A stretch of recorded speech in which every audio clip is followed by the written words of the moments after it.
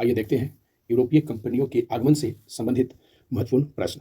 अगर आप चैनल पे नए हैं तो चैनल को सब्सक्राइब कर लें या फेसबुक पेज के पर देख रहे हैं तो फॉलो कर लें, क्योंकि आपको वीडियो की जानकारी समय ब समय नोटिफिकेशन के माध्यम आप तक पहुंचता रहे। तो चलिए चलते हैं आज का पहला प्रश्न की ओर। पहला प्रश्न है, वह पुर्तगाली कौन था जिसने गोवा पर अधिकार किया था? तो अल्फांसो डी अल्बुकर। प्रश्न संख्या 2 है, भारत में ईस्ट इंडिया कंपनी का पहला गवर्नर जनरल कौन था?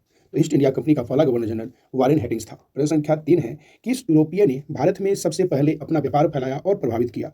तो पुर्तगाली। प्रश्न संख्या 4 है, वर्ष 1498 में वास्को डी गामा भारत में कहीं उतरा था? तो कालीकट बंदरगाह पर। प्रश्न संख्या 5 है, वास्को डी गामा कहाँ का रहने वाला था? तो वास्को डी गामा पुर्तगाल का रहने वाला था। प्रश्न संख्या 6 है, वह अंग्रेज जिसने सम्राट जहांगीर के दरबार में आकर भेंट किया था? तो सर टॉमस रो। प्रश्न संख्या 7 है, गोवा, दमन और द्वीप का उपनिवेशीकरण मूलतः किया गया था? तो पुर्तगालियों द्वारा। प्रश्न संख्या 8 है, अल्बुकर ने गोवा को 1510 ईस्वी में किससे छीना था? तो बीजापुर के सुल्तान से। प्रश्न संख्या 9 है, भारत तक समुद्री मार्ग की खोज की थी? तो पुर्तगालियों द्वारा। प्रश्न संख्या 10 है, ब्रिटिशों ने भारत में सूरत में अपनी पहली फैक्ट्री स्थापित करने का अनुमति किससे प्राप्त की थी? तो जहांगीर से। प्रश्न संख्या 11 है, भारत के समुद्री मार्ग की खोज किसने किया? तो वास्को डी गामा ने किया था। प्रश्न संख्या 12 है, तृतीय कर्नाटक युद्ध यानी एंग्लो फ्रेंच संघर्ष की समाप्ति किस संधि से हुई? तो पेरिस की संधि से। प्रश्न संख्या 13 है, पुर्तगाली व्यापारिक कंपनी के भारत आगमन का सर्वप्रमुख उद्देश्य था? तो काली मिर्च व अन्य मसालों के व्यापार पर एकाधिकार प्राप्त करना। प्रश्न संख्या 14 है, जब 17 मई 1498 ईस्वी में वास्को डी गामा कालीकट में उतरा तो किसने उसका स्वागत किया?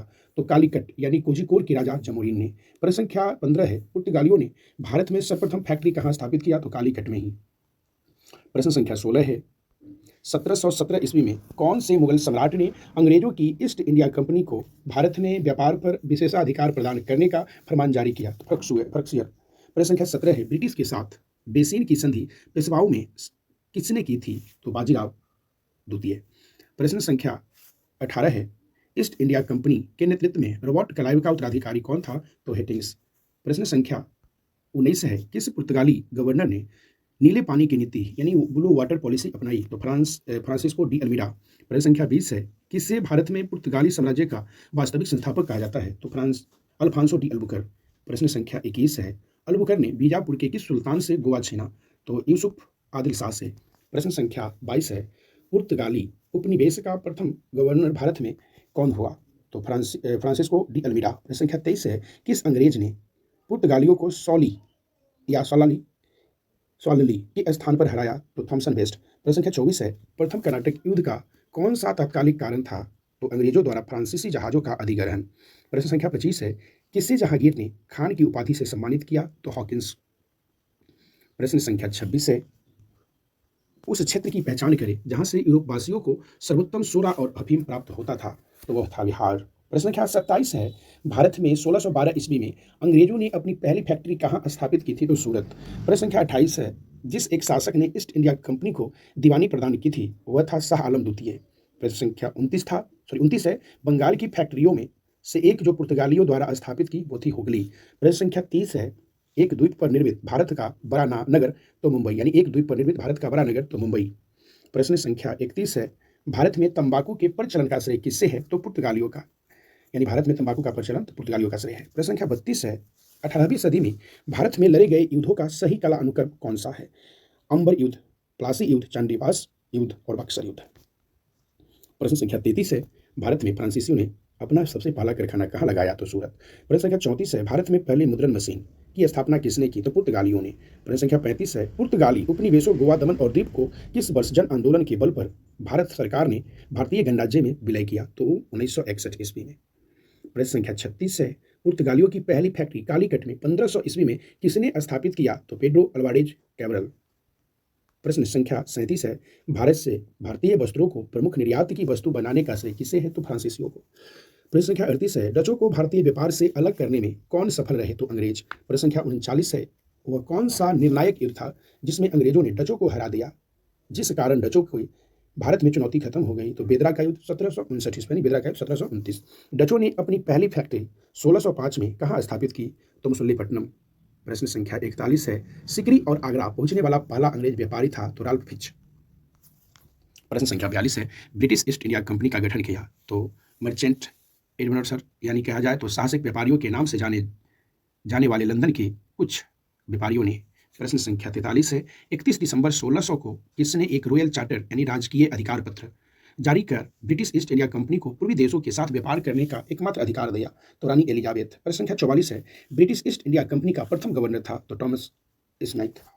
प्रश्न संख्या 45 है, कैप्टन विलियम हॉकिंस किस जहाज से भारत पहुंचा? तो हेक्टर। प्रश्न संख्या 46 है, किस मुगल शासक ने 6 फरवरी 1613 ईस्वी को एक फरमान जारी कर अंग्रेज को सूरत में एक अस्थायी कोठी खोलने की अनुमति दी? तो जहांगीर। प्रश्न संख्या 47 है, कौन इंग्लैंड के सम्राट जेम्स प्रथम का राजदूत बनकर 1615 ईस्वी में मुगल बादशाह जहांगीर के दरबार में अजमेर पहुंचा? तो सर टॉमस रो।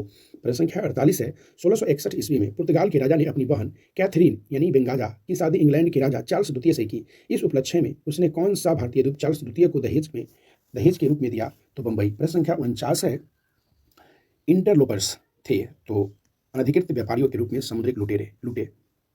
प्रश्न संख्या 50 है, 1632 में गोलकुंडा के किस सुल्तान ने अंग्रेजों के नाम सुनहला फरमान जारी कर 500 पगोडा वार्षिक करके एवज में उन्हें गोलकुंडा राज्य के बंदरगाहों में स्वतंत्रतापूर्वक व्यापार करने की अनुमति दी?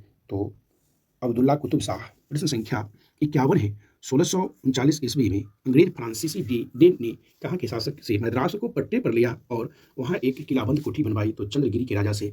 प्रश्न संख्या 52 है, अंग्रेजों ने पूर्वी भारत में पहली बार उड़ीसा में महानदी के मुहाने यानी डेल्टा पर हरिहरपुर, बालासोर एवं पिपीली में फैक्ट्रियां कब स्थापित की? तो 1633 ईस्वी में।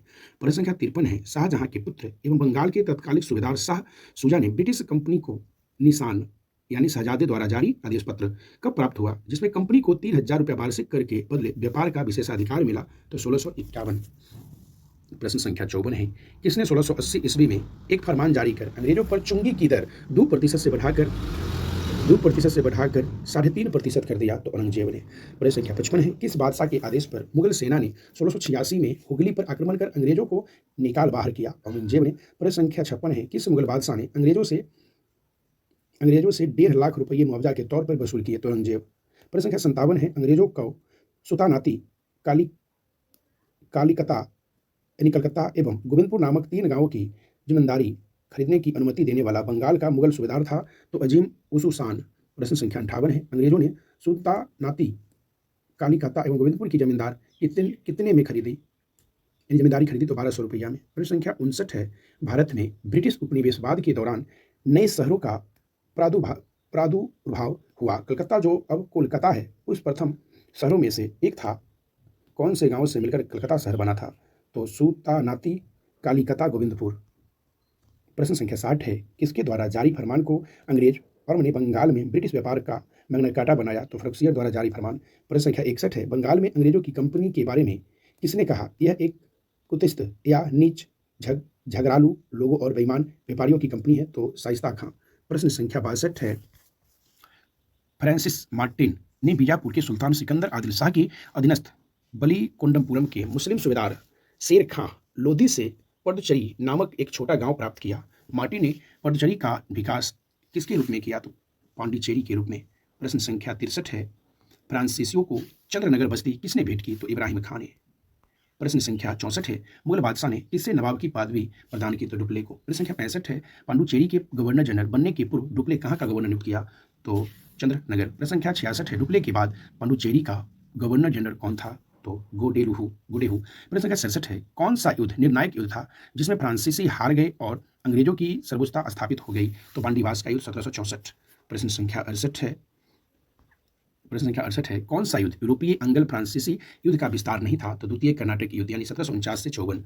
प्रश्न संख्या 69 है, प्रथम कर्नाटक युद्ध की समाप्ति किस संधि से हुई? तो ए ला सापेल संधि। प्रश्न संख्या 70 है, गोडेहू की संधि या पांडुचेरी की संधि 1754 से कौन सा युद्ध समाप्त हुआ? तो द्वितीय कर्नाटक युद्ध। प्रश्न संख्या 71 है, बांडीवास के युद्ध यानी 1760 में अंग्रेजों का नेतृत्व किसने किया? तो सर आयरकुट। प्रश्न संख्या 72 है, कर्नाटक का तृतीय युद्ध की संधि के फलस्वरूप समाप्त हुआ? तो पेरिस की संधि। प्रश्न संख्या 73 है, फ्रांस की सरकार ने किस वर्ष भारत स्थित फ्रांसीसी बस्तियों का अधिकार भारत सरकार को सौंप दिया?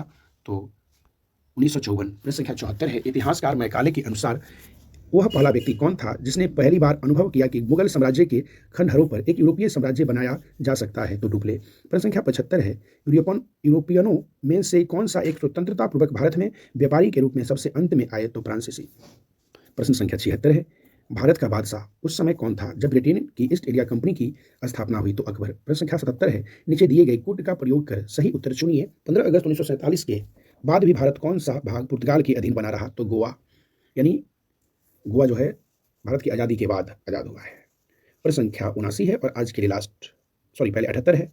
लंदन में ब्रिटिश ईस्ट इंडिया कंपनी के गठन के समय भारत का कौन बादशाह था? तो अकबर। और आज के लास्ट है प्रश्न संख्या 79, पांडीबास के युद्ध 1760 में ब्रिटिश ने फ्रेंच को हराया।